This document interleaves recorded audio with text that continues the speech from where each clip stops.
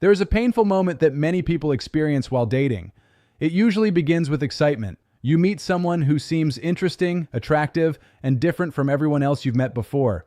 The conversations feel exciting, the dates feel promising, and for a brief moment it feels like something meaningful might be forming between the two of you. But then something slowly changes.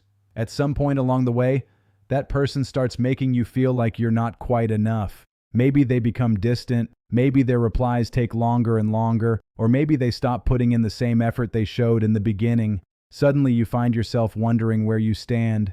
You begin questioning things you never questioned before, and that feeling can hurt deeply. Instead of feeling appreciated, you start feeling like you have to fight for their attention. You feel like you have to prove your worth, like you must somehow keep them interested. You start waiting for their messages, wondering if they're losing interest, worrying about saying the wrong thing. Slowly, without even realizing it, dating begins to feel exhausting and relationships begin to feel confusing.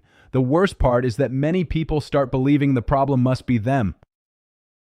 They begin thinking maybe they're not attractive enough, not interesting enough, not smart enough, or simply not enough. But what if the real problem has nothing to do with your value? To understand this, imagine something very simple. Imagine someone who absolutely loves white wine. White wine is their favorite drink in the world, and the only type of wine they truly enjoy. Whenever they go out, that's what they order and look forward to.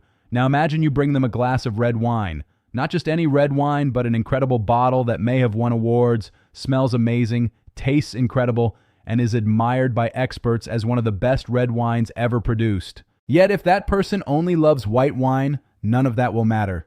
You could describe how special it is, explain its quality, and talk about why experts admire it, but their preference won't change.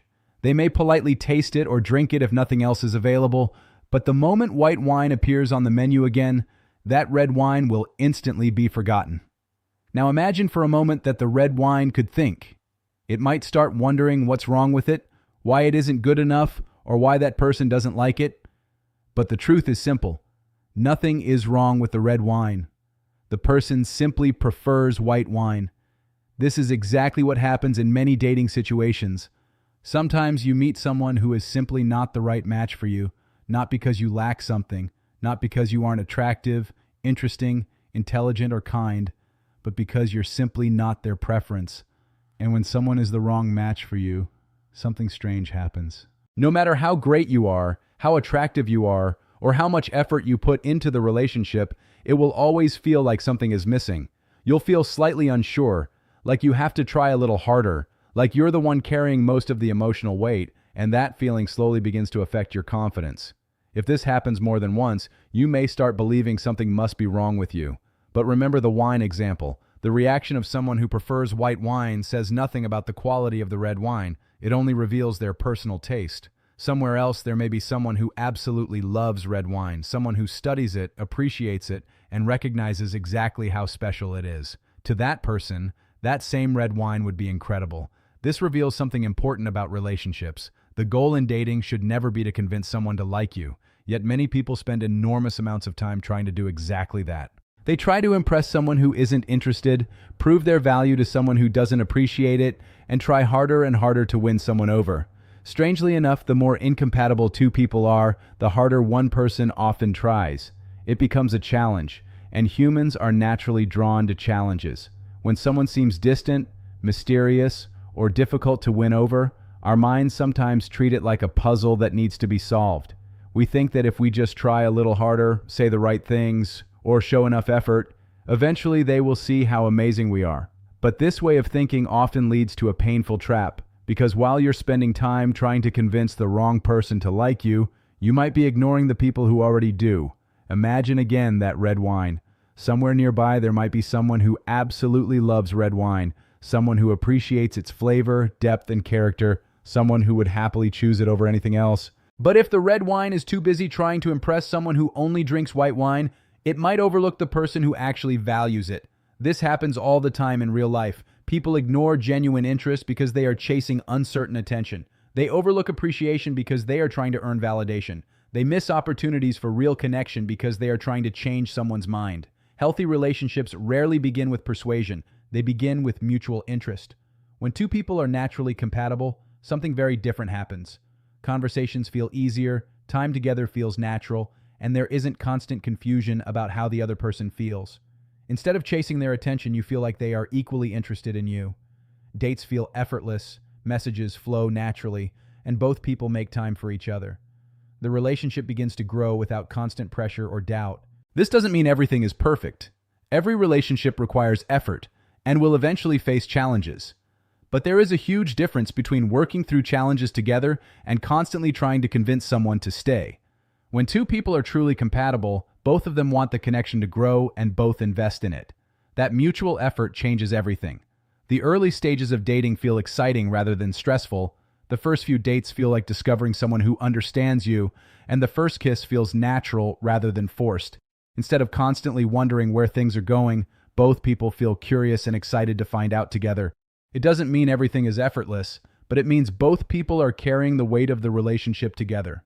Unfortunately, finding people who are truly compatible with us isn't easy, no matter who we are. It doesn't matter how attractive someone is, how successful they are, or how many people admire them. Finding the right person is still difficult.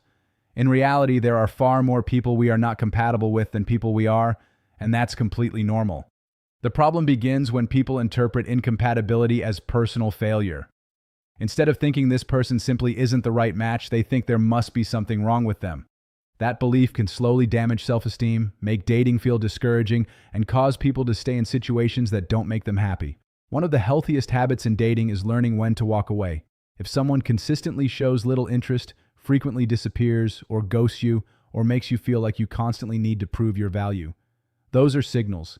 Not signals that you need to try harder, but signals that this may simply be the wrong match. Instead of fighting to stay in that situation, sometimes the healthiest decision is to step away, because every moment spent chasing the wrong person is a moment that could have been spent meeting someone who genuinely appreciates you.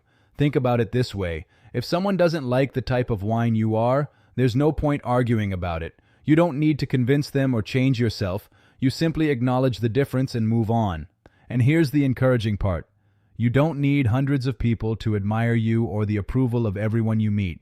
You only need one person who truly appreciates you for who you are, someone who sees your qualities immediately, someone who doesn't need convincing, someone who naturally enjoys your presence. With that person, things feel different.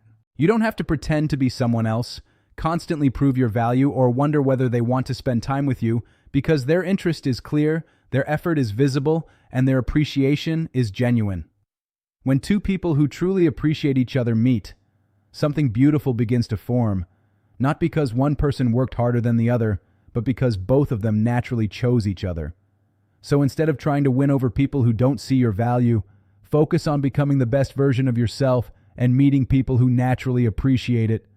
Those are the people who make relationships feel meaningful instead of exhausting, connections feel natural instead of forced, and love feel like something that grows freely rather than something that must be fought for.